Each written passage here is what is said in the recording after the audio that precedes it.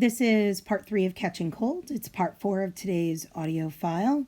And we're picking up again with a mirrored structure that Neil Schusterman is giving us with an illusion starting each section. And then that illusion plays out over the course of the section and gives us that information that we might need. This illusion is actually a fairy tale, and it's one that you might be familiar with from your own childhood.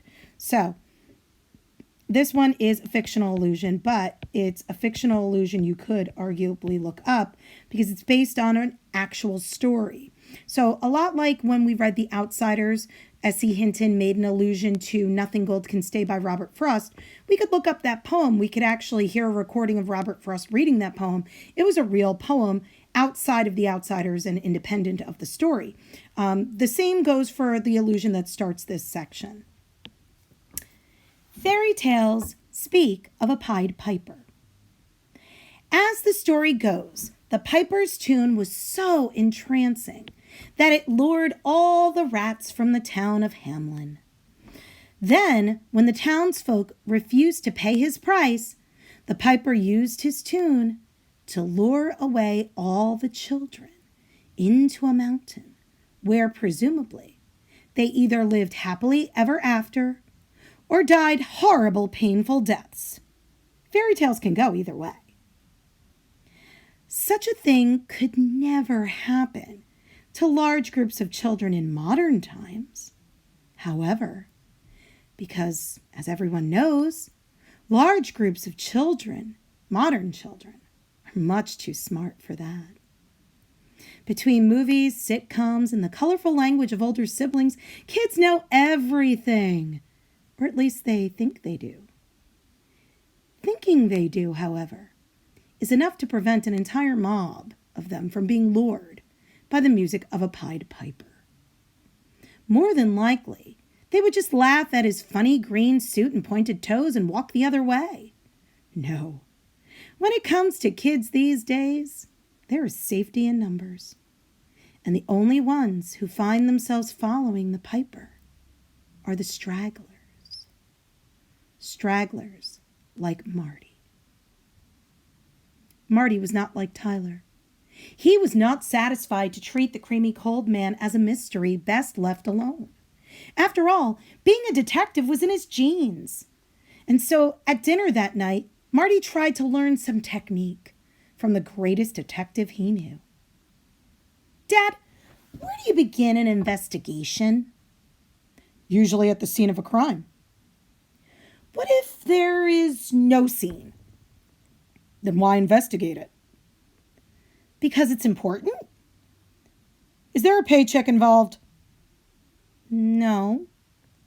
Then it's not important.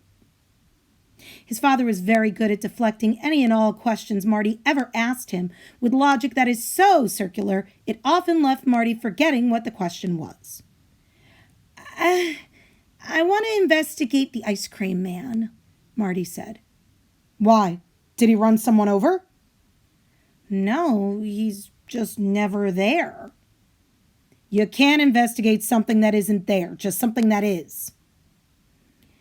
What about something that was there but isn't anymore? That's called a cold case, not my field of expertise.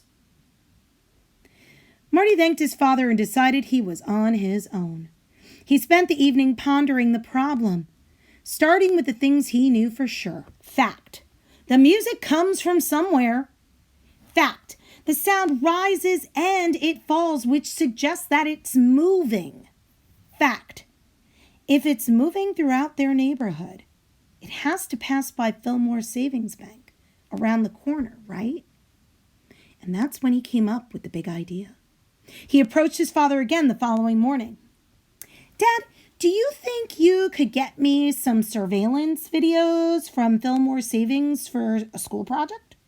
No, his father said. What's the project? We're doing a mathematical study of how many people use the ATM machine. Can you get those tapes for me? No. Why don't you just get the bank statistics? We're supposed to write up the statistics ourselves. Can't you get me some videos? No, said Mr. Zybeck. I'll ask around. Mr. Zybeck had so many strings he could pull around town, he was often getting tangled up in them. Getting the tapes was fairly easy. Certainly easier than having to listen to Marty nag him about them, which is exactly what Marty was counting on. With a determination he rarely showed, Marty settled in to watch the surveillance tapes. The thing about the creamy cold man is that he didn't come every day, and he always came at a different time. You could never predict when you'd hear that maddening Pop Goes the Weasel tune. Marty had no way of knowing when he might pass by in the background. He watched hour after hour of tape, amazed at how many people at the ATM made faces at the camera, figuring no one would actually watch it. He saw one mugging, which his father claimed to already know about, but no ice cream truck. He was about to give up when a white blur zoomed past in the background. A blur that was somehow different from all the other cars, trucks, and buses that zipped by.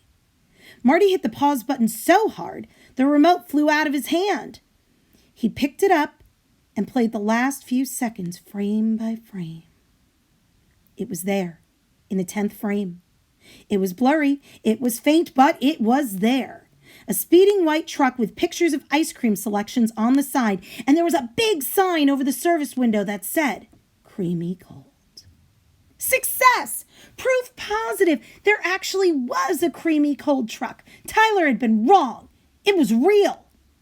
Maybe he was right in saying that it never stopped. But that could just be because it was driven by a psychotic ice cream man. Sure, that was it. Some lunatic who got his kicks taunting people with the promise of ice cream never delivered. But this was no ghost truck. Then Marty let the video go for one more frame. And what he saw in the next frame really got his attention. The truck had progressed farther into image. Its front end was already out of the picture, but now the entire sign above the service window could be read. It said, Creamy Cold, catch me if you dare. Marty smiled. This was a challenge if ever there was one. He would catch the creamy cold man, not just for himself, but for all the kids who had ever run out into the street only to be denied the ice cream they so rightfully deserved. The creamy cold man was going down. So, in this section, we get a little more character development, meaning we get the idea that the character is growing and changing a little bit. So we see Marty become determined. We see him having patience, right? We see him going through hours and hours and hours of surveillance tape, right? Frame by frame, piece by piece. And finally, he is rewarded, right? He gets to see that there is really a speeding white truck that exists. And he's very excited about this because it proves that Tyler was wrong. It proves that Marty hasn't been wasting his time. This is not a ghost truck. This is not an illusion, but it certainly does exist. And for Marty, what this does is it reconfirms his resolve. It makes him kind of reinforce that pledge he made to himself in the conflict piece of this, that he was going to catch this creamy cold man. And he was going to do it now, not just for himself, not just to get ice cream, not just for greed, but now his resolve is galvanized. He's really motivated because he's trying to get justice for all the kids who had ever run into the street and were denied ice cream. So now he's kind of viewing himself as, getting justice for the kids in the neighborhood. And that really pushes him forward into the next section. So come on.